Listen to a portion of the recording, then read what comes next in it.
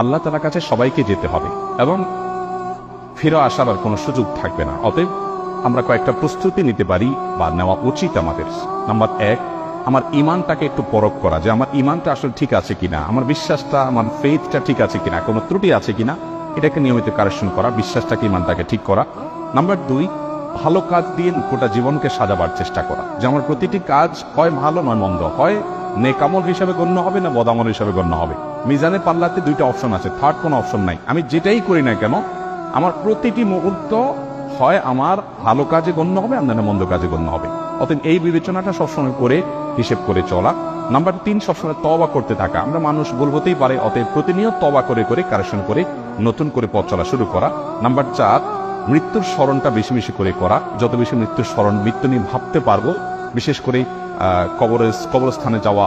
মাঝে মধ্যে কোনো মানুষ মারা যায়নি, তারপর আপনি কবরস্থানে চলে গেলেন আত্মীয় স্বজনের কবর জিয়ারত করার জন্য, কিছুক্ষণ দাঁড়ালেন, তাদেরকে সালাম বিনিময় করলেন, আপনার ভিতরে ভাবোদয় হবে যে আমাকে একদিন আসতে হবে এই জায়গাটাতে।